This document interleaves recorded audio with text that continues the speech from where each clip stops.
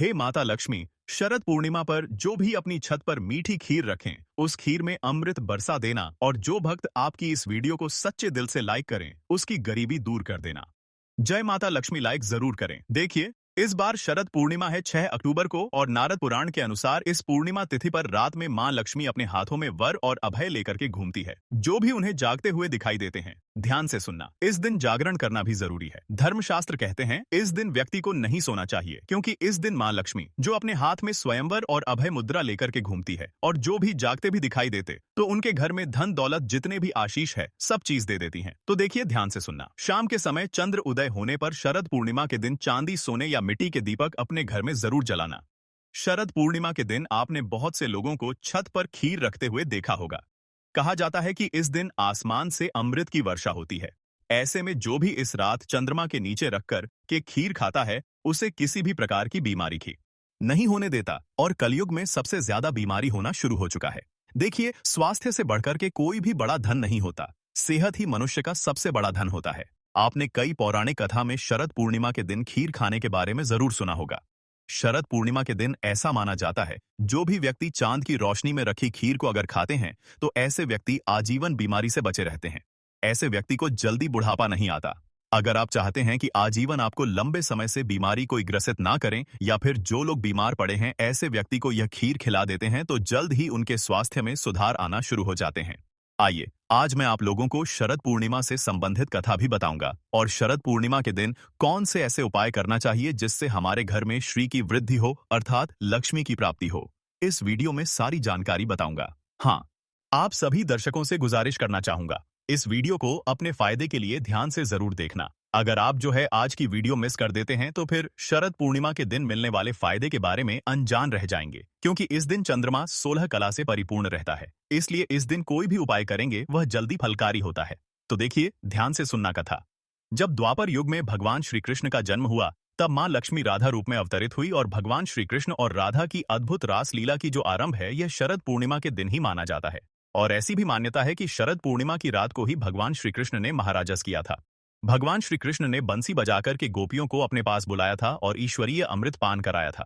श्री कृष्ण ने इस दिन ऐसा महारास रचा था कि चंद्रमा भी कान्हा और गोपी के नृत्य देख करके मोहित हो गया था और कई दिनों तक इस रात की सुबह ही नहीं हुई, अर्थात जो है यह शरद पूर्णिमा की रात्रि है।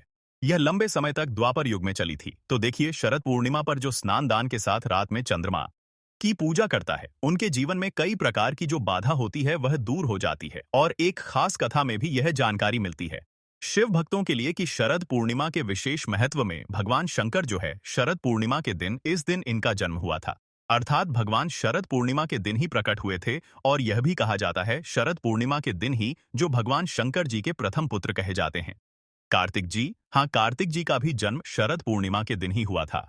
इसलिए इसी दिन से कार्तिक स्नान करने का महत्व बताया जाता है। आपकी इसके बारे में क्या राय है, हमें कमेंट सेक्शन में जरूर बताना। और कल भी मैं आप लोगों को बताया था कि लंकापति रावण ने शरद पूर्णिमा की रात, ध्यान से सुनना, लंकापति जो रावण है शरद पूर्णिमा की रात में चांद की किरणों को दर्पण के माध्यम से अपने नाभि पर रख करके ग्रहण करता था और इस प्रक्रिया से उन्हें पुनः नवयवन प्राप्त होता था, अर्थात उन्हें बुढ़ापे ने कभी भी नहीं सताया।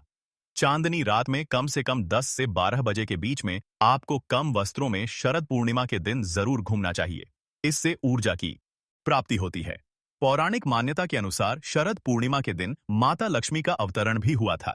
इस दिन समुद्र से अमृत भी निकला था और शरद पूर्णिमा के दिन माता लक्ष्मी उल्लू पर सवार होकर के प्रत्येक मनुष्य के द्वार पर आती है। इसीलिए इस दिन कभी भी आप अपने घर का जो द्वार है, मुख्य द्वार का जो दरवाजा है, मुख्य द्वार के जो कपाट होते हैं, इसे जो है बंद नहीं करना चाहिए, बिल्कुल ही इसे खुले रखना चाहिए। शरद पूर्णिमा के दिन, ध्यान से सुनना, इस साल शरद पूर्णिमा के दिन 3 योग बन रहे हैं। ध्रुव योग बन रहे हैं, इसके साथ उत्तराभाद्र और रेवती नक्षत्र बन रहे हैं।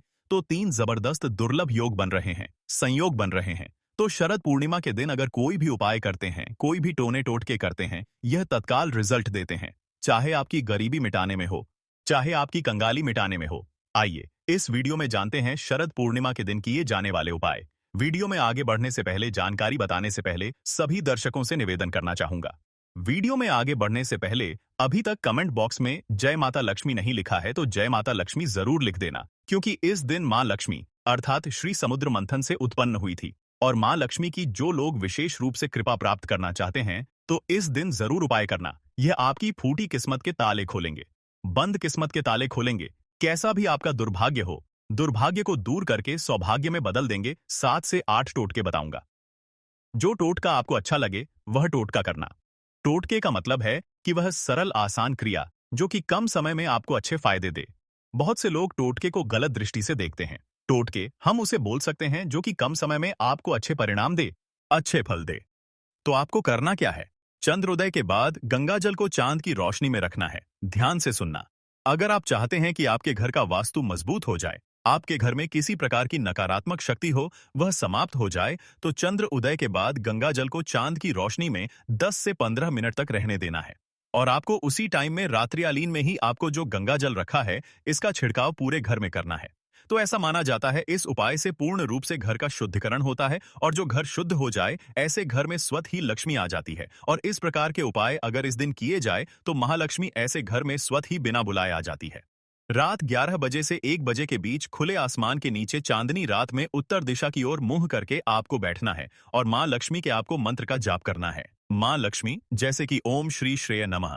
अगर इस बीज मंत्र का जाप कर लेते हैं, आजीवन हम कहना चाहेंगे कभी भी आपको फिर धन की कमी नहीं होगी, क्योंकि इस दिन मां लक्ष्मी उल्लू पर सवार होकर के पृथ्वी लोक पर भ्रमण करती है और देखती है कि कौन सा साधक जग रहा है। और अगर आप इस दिन जागते हैं तो माता लक्ष्मी बिल्कुल ही आपके घर में प्रवेश कर जाती है, आपके जीवन में प्रवेश कर जाती है। और ऐसा माना जाता है शरद पूर्णिमा की रात्रि को अगर कोई भी व्यक्ति चांद को निहारते हुए लंबे समय तक चांद को बिल्कुल ही एकटक देखता है, अर्थात अपनी पलक भी नहीं झपका, तो ऐसे व्यक्ति की जो दृष्टि होती है, जो देखने की क्षमता होती है, यह गिद्ध जैसी बढ़ जाती है। जिनको रोशनी की परेशानी हो, अर्थात दूर की वस्तु दिखाई नहीं देती। या फिर ऐसे बहुत से लोग हो जाते हैं ना जो बोलते हैं गुरुजी हमारी आंखों में कमजोरी है तो यह उपाय करने से, क्योंकि इस दिन 16 कला से परिपूर्ण हो रहे हैं।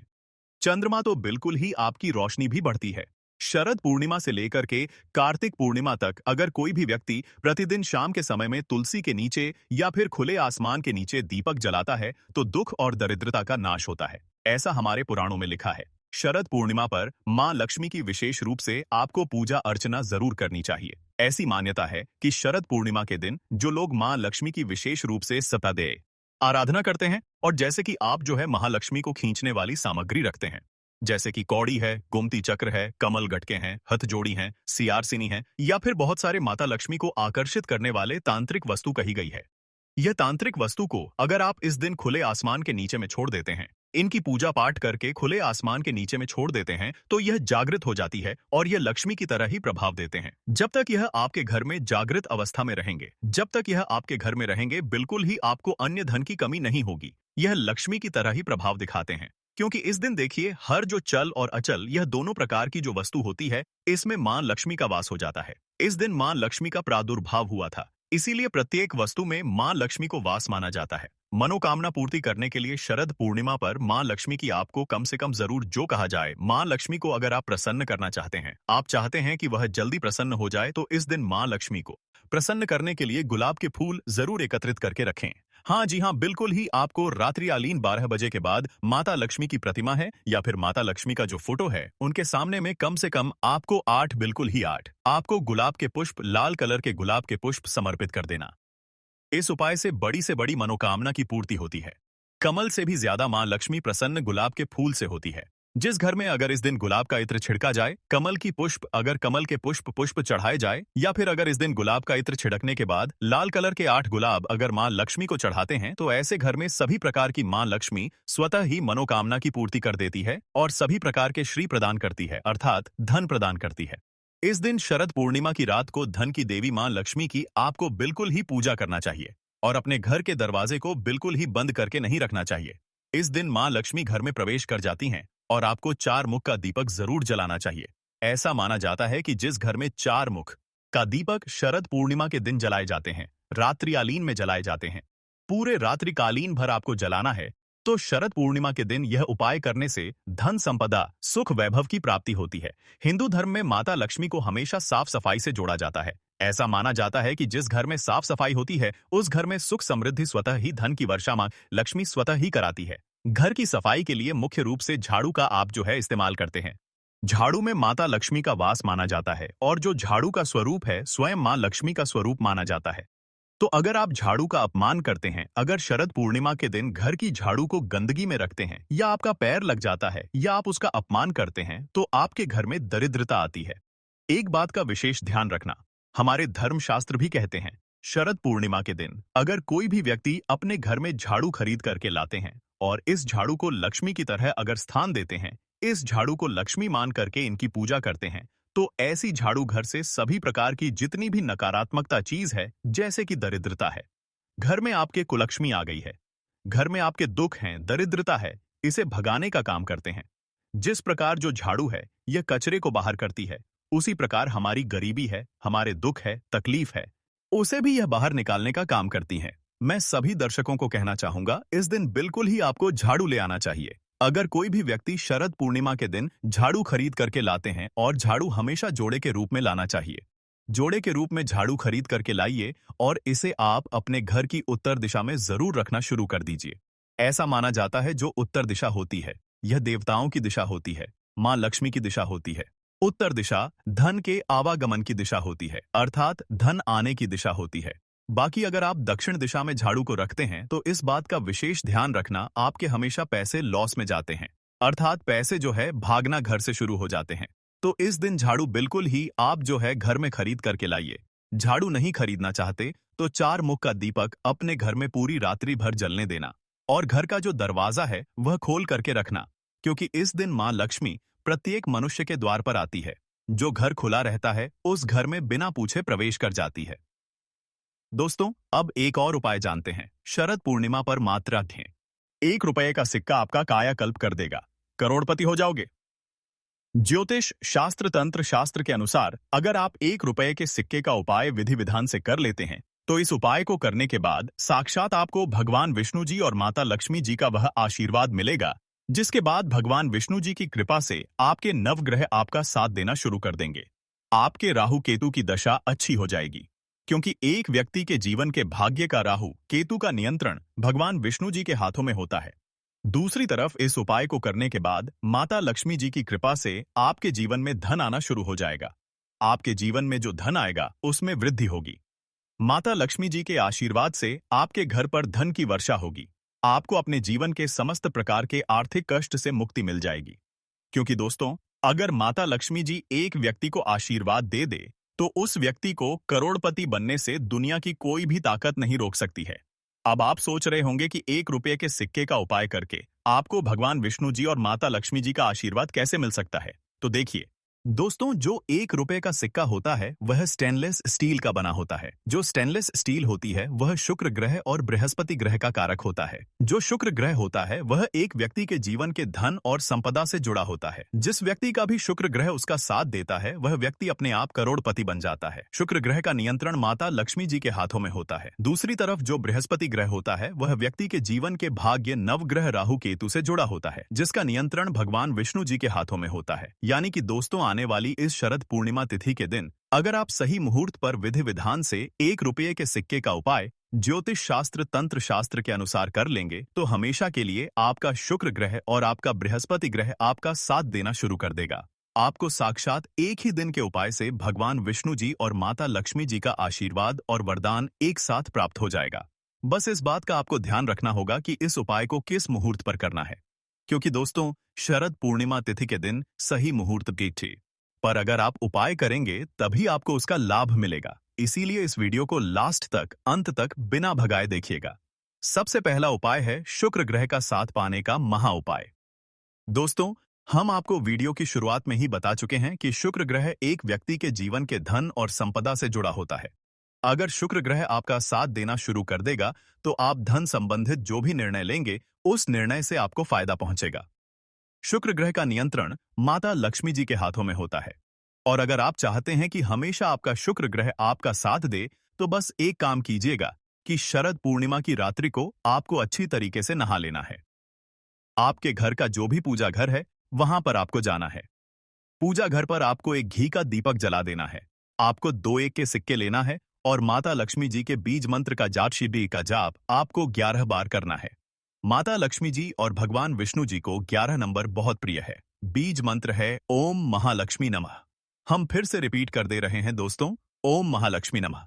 अब आपको इन दो सिक्कों में एक सिक्के को अपनी अलमारी में तिजोरी में रख देना है। दूसरे सिक्के को आपको अपने पर्स में रख लेना है। बस आपका पर्स चमड़े का नहीं होना चाहिए। इतना उपाय अगर आपने शरद पूर्णिमा तिथि के दिन कर लिया तो यह सिक्के माता लक्ष्मी जी का आशीर्वाद आपके लिए बन जाएंगे, जिसके बाद आपका शुक्र ग्रह आपका साथ देना शुरू कर देगा। का उपाय है भाग्य का साथ पाने का महा उपाय। दोस्तों, एक बात को समझ लीजिए, एक व्यक्ति के जीवन के भाग्य का राहु केतु का नियंत्रण भगवान विष्णु जी के हाथों में होता है। और अगर आप चाहते हैं कि हमेशा आपका भाग्य आपका साथ दे, आपके नवग्रह प्रबल हो जाए, तो बस एक काम कीजिएगा कि इस शरद पूर्णिमा की सुबह आपको अच्छी तरीके से नहा लेना है। आपको एक हल्दी का डिब्बा लेना है, क्योंकि जो हल्दी होती है वह शुभ गुण का प्रतीक मानी जाती है।